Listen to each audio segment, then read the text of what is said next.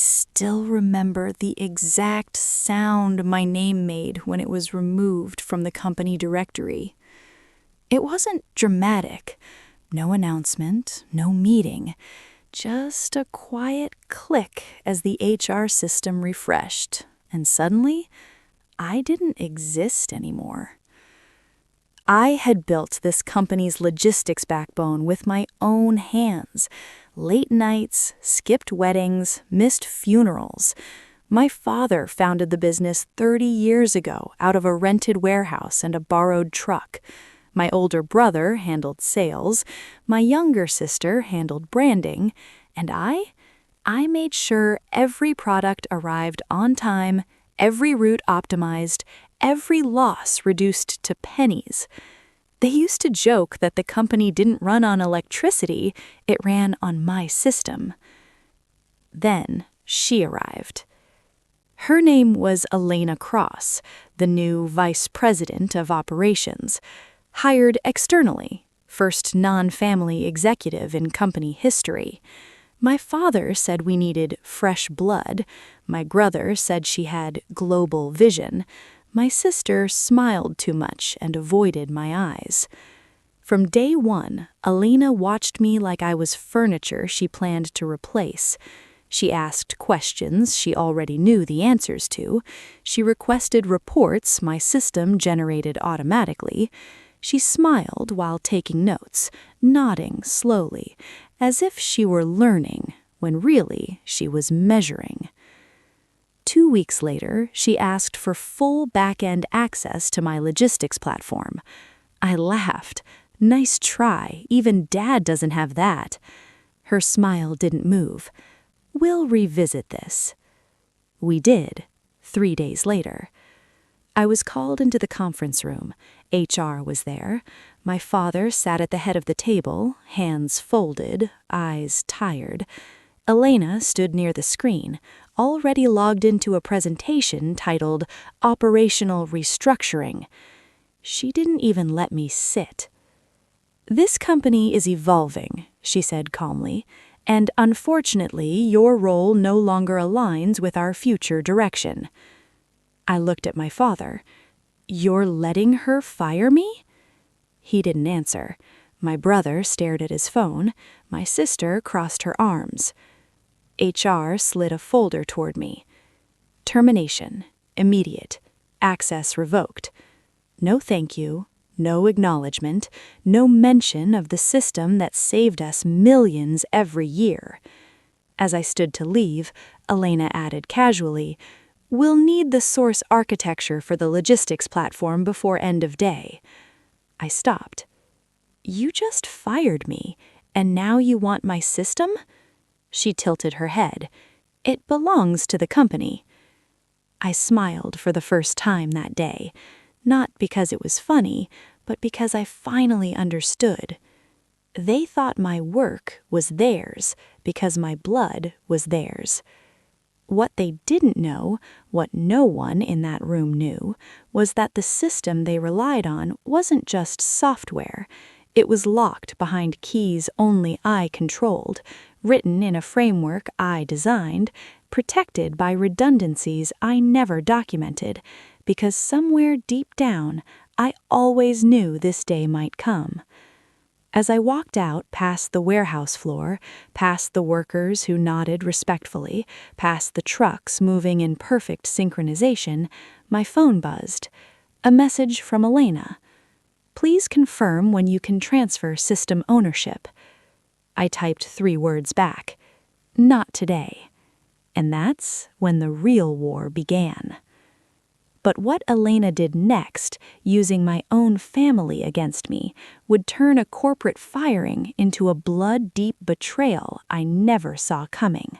I didn't even make it to my car before my brother called. "Why are you being difficult?" he asked, like I'd refused to pass the salt at dinner instead of being fired from the company I helped build. "Difficult?" I laughed. "She terminated me and demanded my system in the same breath." "You're emotional," he said. "This is business." That word, business, had always been their favorite weapon. It turned blood into contracts and loyalty into leverage. By the time I reached home, my phone wouldn't stop buzzing. My sister texted first.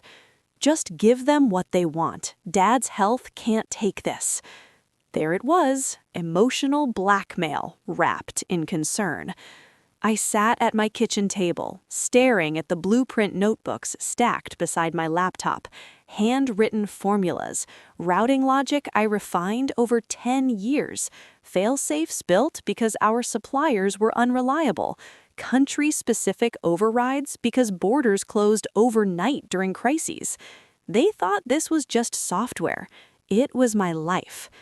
That evening, my father finally called. He sounded older than I remembered. "Son, Elena tells me you're refusing to cooperate." I closed my eyes. "Did she tell you she fired me without warning?" "She has authority," he said quietly. "We hired her to make hard decisions, and I was an easy one," I replied. Silence stretched between us. "She says the company owns the system, legally. Ask her to deploy it without me, just once." He didn't answer. Instead, he sighed. "Your brother agrees we can't let emotions interfere. The board supports Elena." Board, another word that erased family. That night, my sister came over unannounced. She sat on my couch, scrolling through her phone, avoiding my eyes. "Elena's under pressure. If the system fails, investors will panic." "So why fire the guy who built it?" I asked. She hesitated. "She thinks you'd always be a risk, too much control, too much leverage." I stared at her. "You said that, didn't you?" She didn't deny it. That's when I realized this wasn't just Elena's move, it was theirs. They had let an outsider walk in and do what they didn't want to do themselves, cut me loose, then strip mine my work. The next morning, I woke up to emails from legal. Cease interference, deliver system documentation. Failure to comply may result in legal action. I laughed out loud. Interference. Meanwhile, my system logs told a different story. Failed syncs, missed deliveries, route conflicts stacking up like dominoes. They had access to the dashboard, but not the brain. At noon, Elena called me directly for the first time. Her tone was calm, rehearsed. "You're hurting the company." "No," I said, "I'm letting it operate exactly as designed." "You're being selfish." I smiled. "You fired me. I'm unemployed. This is me minding my own business." Her voice hardened. "Your family will suffer for this." That did it. Because threats are one thing, but using my family as collateral? That night, my brother showed up at my door, furious. "Do you have any idea what you're doing?" he yelled. "Shipments are failing. Dad's embarrassed. Elena says you're sabotaging us." I leaned against the doorframe, calm, certain. I'm doing nothing, and that's the problem. His face drained of color. "What do you mean?" I stepped aside and showed him my laptop, graphs dipping, alerts blinking, systems unraveling without a single line of new code. The system doesn't work without me, and Elena just found out. But when Elena realized the company was bleeding millions by the hour, she made a move so ruthless it shattered what little trust I had left in my own family. 2 days after my brother left in silence, my mother called. She never involved herself in company matters. She believed business ruined families. That's why hearing her voice shake over the phone felt wrong, like a storm breaking into a place it had never touched before. "Why are you doing this to us?" she asked. That's when I knew Elena had crossed a line. "I'm not doing anything, Mom," I said carefully. "They fired me." "They said you're holding the company hostage," she whispered. that you built something dangerous on purpose. I clenched my jaw. Who told you that? There was a pause. Elena came to the house. My blood ran cold. She sat at our dining table, Mom continued. She explained everything, how investors are furious, how your father could lose everything he built. She said you're angry and trying to punish the family. Punish the family. That phrase cut deeper than the firing ever did. I drove to my parents' house that evening. Elena's car wasn't there, but her presence lingered, like smoke after a fire. My father sat in his study, staring at old photographs on the wall. Me as a kid, standing beside a delivery truck. Me at my first warehouse job. Me smiling with grease-stained hands. You taught me loyalty, I said quietly. Remember? He didn't look up. You're destroying what we built. That sentence finally broke something in me. I built it too. I just did it without a title. He rubbed his temples. Elena says if you don't cooperate, the board may sue you personally. Let them, I replied. Ask them to replicate the system. He looked up then. Fear flickered across his face, not for me, but for himself. Later that night, my sister called again. Her voice was sharp now. Elena's offering a deal, she said. Consulting contract, short term. You hand over everything, sign an NDA, and walk away clean. Walk away from my own creation? I asked. She says this is generous. I laughed bitterly. She fired me and now wants me back as a ghost. She says if you refuse, she'll prove you sabotaged the company. That's when I realized her strategy.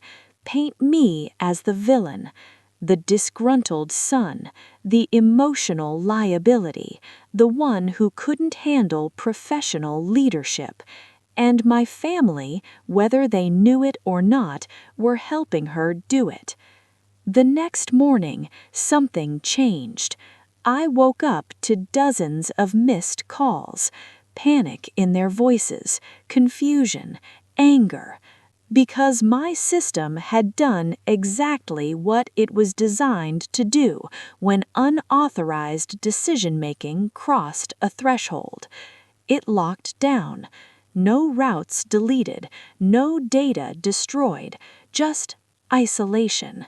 The platforms stopped syncing with new suppliers. AI forecasting froze. Automated negotiations halted. Everything still existed, but nothing moved forward. At noon, Elena called again. This time she wasn't calm. She said, "What did you do?" she snapped. "Nothing," I replied. "It did what it was built to do. You're manipulating it." "I'm not even logged in," I replied, truthfully. She lowered her voice. "This is bigger than you." "No," I said, "this is exactly me." She paused, then said, "Your family will beg you to fix this." I looked at my screen, losses climbing, delivery delays spreading across regions. "They already are," I said quietly, "and that's the real damage." I ended the call. For the first time, I wasn't angry. I was clear. If my family wanted my system, they'd have to face what they'd already given away, their trust in me. But Elena wasn't done. What she did next, behind closed doors, would force my family to choose between saving the company or sacrificing me completely. I didn't know about the board meeting until it was already happening. I found out because my access badge, long deactivated, suddenly pinged my phone with a calendar alert I'd never accepted. Emergency session. Founder presence requested. Founder. Not son, not architect. Founder. That word was bait. When I arrived, security hesitated. Elena stood near the glass wall, arms folded, watching like a general waiting for a prisoner to step forward. "Let him in," she said. The room smelled like cold coffee and fear. Board members sat stiffly, papers spread out like shields. My father sat at the head again. My brother and sister flanked him, expressions unreadable. Elena didn't waste time. "As you all know," she began, "operational failures have intensified since his termination." She gestured toward me, not by name. "This individual has created a system so dependent on himself that the company is effectively paralyzed without his cooperation." I laughed softly. "You fired the dependency." The chairman cleared his throat. "We need solutions, not commentary." Elena clicked to the next slide. Risk mitigation proposal. Her solution? A court order. "By declaring the system company property," she said, "we can compel transfer of credentials and documentation." My sister spoke up. "That would end this today." I stared at her. "You'd sue me?" She swallowed. "If it saves the company." There it was. I looked at my father. "You taught me never to steal." He didn't meet my eyes. Elena continued. "Alternatively, we offer him a final chance to cooperate, sign over the architecture, train a replacement team. In return, we withdraw legal action." "And then?" I asked. "You exit permanently," she said. "No claims, no royalties." I shook my head. "You want my brain, not my presence." She smiled thinly. "We want stability." The chairman leaned forward. "Do you accept?" I stood there, feeling something settle inside me. "Before I answer, may I ask a question?" Elena nodded, confident. "Has anyone here tried modifying a live routing layer during active operations?" Blank stares. I continued. "Has anyone tried to override a self-correcting algorithm designed to distrust unauthorized authority?" Elena's smile faltered. "That system," I said, "was built to survive bad leadership." Silence. My brother scoffed. "You're threatening us." "No," I replied calmly. "I'm educating you." Elena stepped closer. "This arrogance is why you were removed." I met her eyes. "You removed me because I couldn't be controlled." The chairman raised his hand. "Enough. We vote." One by one, hands went up. Legal action approved. Even my sister. My father raised his last. That was the moment the company stopped being my family's and became just another entity willing to consume its own. As I turned to leave, Elena spoke softly. "You could have avoided this." I paused at the door. "So could you." Outside, my phone buzzed. A system alert. Governance breach detected. Failsafe Phase 2 initiated. I smiled. Because Phase 2 wasn't defensive, it was revelatory. That evening, my father called. His voice shook. "What's happening?" I said gently, "You sued the architect. The building is responding." He whispered, "Can you stop it?" "Yes," I replied, "but not for free." What I demanded in return would force my family to confront the truth they'd avoided for years, and Elena was about to lose the control she thought she had. By morning, the company was bleeding in numbers so large they stopped looking real. Late deliveries triggered penalty clauses, missed windows voided contracts, suppliers froze accounts, not out of spite, but because the system that coordinated trust between us had gone quiet. Elena called me 6 times before noon. I ignored every call. Instead, I requested a private meeting with one condition: no lawyers, no board, just family. They agreed because they were desperate. We met in the old warehouse office, the one with peeling paint and the crooked desk where my father once slept during bankruptcy nights. Elena wasn't invited, and she hated that. My father arrived first. He looked smaller somehow. My brother and sister followed, eyes heavy, shoulders tense. "You named your price," my father said. "What do you want?" I didn't raise my voice. I didn't threaten. "I want recognition," I said. "Not money, not revenge." They looked confused. "I want my role restored as chief systems architect, full authority, written into company governance so no executive can override it." My brother scoffed. "Elena will never agree." "This isn't about her," I said. "It's about whether this family still understands loyalty." My sister crossed her arms. "You're leveraging a crisis you created." I shook my head. "I designed a system that reacts to betrayal. You triggered it." My father sat slowly. "Is that all?" "No," I said. They tensed. "I want Elena removed from any decision-making related to logistics, data, or technology. Permanently." Silence. My brother stood. "You're asking us to humiliate the VP." "No," I corrected. "I'm asking you to correct a mistake. She brought investors. She stabilized operations." "She destabilized trust," I replied, "and she weaponized you against me." That landed. My father closed his eyes.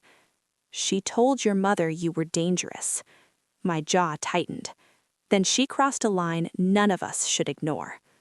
They asked for time. I gave them 12 hours. That afternoon, Elena showed up at my door uninvited. Her composure was gone. "You think you've won?" "I think you misjudged family," I said. She laughed sharply. "They'll choose survival." I replied, "Maybe, but not at the cost of their own." She leaned closer. "You're replaceable." I smiled. "Then why are you here?" She left without another word.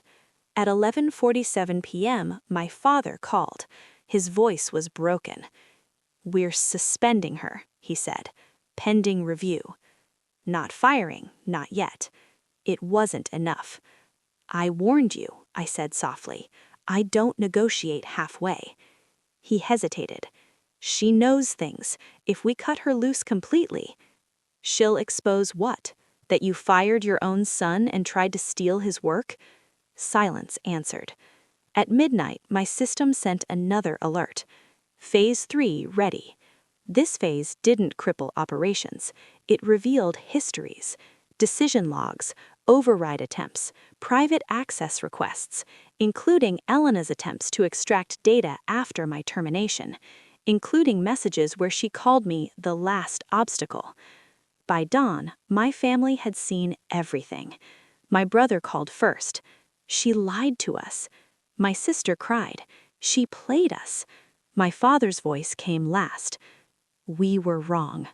I opened my laptop. "I can stop the collapse, but the truth has to come out." The next board meeting wouldn't be about saving the company. It would be about deciding who truly was expendable. And this time, Elena wasn't holding the cards. Continue Part 6 when you're ready. Part 6, when the mask finally fell. The emergency board meeting was called before sunrise. This time, my name was printed clearly on the agenda. Not individual, not risk factor. Chief Systems Architect. When I walked into the room, Elena was already there. Jaw tight, eyes sharp, posture rigid like someone bracing for impact. She didn't look at me. She didn't have to.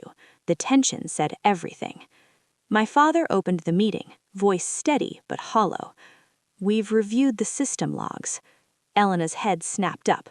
"Those logs are proprietary." "But they're also time-stamped," my brother cut in. I took a seat for the first time since being fired. The chairman cleared his throat. "Ms. Cross, you requested unauthorized access to restricted system layers after terminating its architect." Elena stood. "I was acting in the company's best interest." I leaned forward, "by copying my work before legal ownership was resolved." She flashed. "You built a single point of failure." "No," I replied calmly. "I built accountability." The screen behind us lit up. Emails, requests, internal messages. One message froze the room. "Once he's out, the system is ours. Family pressure will do the rest." My sister covered her mouth. My mother, who had been invited for the first time ever, stood up slowly. "You came to my home," she said to Elena. "You told my son was dangerous." Elena swallowed. "I was managing risk." My father's voice cracked. "You manipulated my family." The chairman spoke firmly. "This board has lost confidence." Elena laughed once, sharp and bitter. "You think he's loyal? He nearly destroyed you." I met her gaze. "I protected what you tried to steal." The vote was swift. Termination. Immediate. Cause documented. No applause, no celebration. Just relief. As Elena gathered her things, she stopped beside me. "You've made enemies," she whispered. I looked up. "You made me one." She walked out. Afterward, the room stayed quiet. Then my father stood and faced me. "I failed you," he said. "I let power replace trust." My brother nodded. "We treated you like an asset." My sister whispered. "I chose wrong." I didn't forgive them right away, but I logged into my system. Phase 3 disengaged. Operations stabilized. Routes recalculated. Suppliers unfroze accounts within hours. The company breathed again. Later that night, my father came to my office. Not the executive suite, my old space. "What happens now?" he asked. I didn't hesitate. "Now we rebuild, with boundaries." He nodded. "You'll have full authority." "And autonomy," I added. He agreed. For the first time, I wasn't fighting for my place. I owned it. But as the company stabilized, I knew something else was coming. Because people like Elena don't disappear quietly. And power, once challenged, always looks for another way back in. Just when I thought the betrayal was over, one final truth surfaced about my family, my system, and why this fight was never just about a job. The emergency board meeting was called before sunrise. This time, my name was printed clearly on the agenda. Not individual, not risk factor, Chief Systems Architect. When I walked into the room, Elena was already there, jaw tight, eyes sharp, posture rigid like someone bracing for impact. She didn't look at me. She didn't have to. The tension said everything. My father opened the meeting, voice steady but hollow. "We've reviewed the system logs." Elena's head snapped up. "Those logs are proprietary. They're also time-stamped," my brother cut in, "and mirrored." I took a seat for the first time since being fired. The chairman cleared his throat. "Miss Cross, you requested unauthorized access to restricted system layers after terminating its architect." Elena stood. I was acting in the company's best interest. I leaned forward. "By copying my work before legal ownership was resolved?" Her eyes flashed. You built a single point of failure. No, I replied calmly. I built accountability. The screen behind us lit up. Emails, requests, internal messages. One message froze the room. Once he's out, the system is ours. Family pressure will do the rest. My sister covered her mouth. My mother, who had been invited for the first time ever, stood up slowly. You came to my home, she said to Elena. You told me my son was dangerous. Elena swallowed. I was managing risk. My father's voice cracked. You manipulated my family. The chairman spoke firmly. This board has lost confidence. Elena laughed once, sharp and bitter. You think he's loyal? He nearly destroyed you. I met her gaze. I protected what you tried to steal. The vote was swift. Termination immediate. Cause documented. No applause, no celebration, just relief. As Elena gathered her things, she stopped beside me. You've made enemies, she whispered. I looked up. You made me one. She walked out. Afterward, the room stayed quiet. Then my father stood and faced me. I failed you, he said. I let power replace trust. My brother nodded. We treated you like an asset. My sister whispered, I chose wrong. I didn't forgive them right away, but I logged into my system. Phase 3 disengaged, operations stabilized, routes recalculated, suppliers unfroze accounts within hours. The company breathed again. Later that night, my father came to my office, not the executive suite, my old space. What happens now? He asked. I didn't hesitate. Now we rebuild with boundaries. He nodded. You'll have full authority. And autonomy, I added. He agreed. For the first time, I wasn't fighting for my place. I owned it. But as the company stabilized, I knew something else was coming, because people like Elena don't disappear quietly, and power, once challenged, always looks for another way back in. Just when I thought the betrayal was over, one final truth surfaced about my family, my system, and why this fight was never just about a job. The company stabilized in 48 hours. Contracts resumed. Trucks moved. Warehouses hummed like they used to, only quieter now, as if everyone understood how close we'd come to losing everything. But peace doesn't arrive just because the noise stops. It arrives when the truth finally lands. 3 days after Elena's termination, I received an email forwarded by legal. An acquisition firm had contacted her weeks before she fired me. They weren't interested in our brand or our warehouses. They wanted my logistics system. They wanted to buy it, strip it, and license it globally. Elena hadn't come to modernize us. She came to extract me. That night, I confronted my family in the same warehouse office where it all began. This wasn't about leadership style, I said, or restructuring. I was the product. My brother exhaled slowly. She saw value where we didn't. My sister looked down. We thought you'd always be here.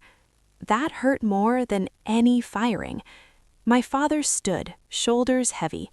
We raised you to give without asking, and you raised me to believe love didn't need contracts. We were wrong. Silence stretched, not angry, but necessary. I'm not leaving, I said finally, but things change now. I laid out the final terms. The system would be licensed to the company, not owned. My role would be protected by shareholder agreement. Any attempt to remove me would trigger an automatic separation, with compensation and system withdrawal. My brother nodded. Fair. My sister whispered, long overdue. My father signed first. In that moment, I wasn't reclaiming power, I was setting boundaries, something our family had never learned how to do. Weeks later, I ran into Elena's name again. A startup had hired her. Their platform collapsed within months. Turns out charisma can't replace integrity. As for me, I rewrote the system, not to defend against betrayal, but to distribute trust. No more single points of failure. No more secrets hidden out of fear. Because loyalty shouldn't require leverage. One evening, my mother joined me in the warehouse. "I'm proud of you," she said. "You didn't break the family." I smiled faintly. I broke the pattern. Before she left, she asked, "If Elena came back, offering everything, what would you say?" I thought of the boardroom, the firing, the demand. I thought of the message I sent that started it all. "Not today," I said, and for the first time in my life, those words didn't mean defiance. They meant peace. End.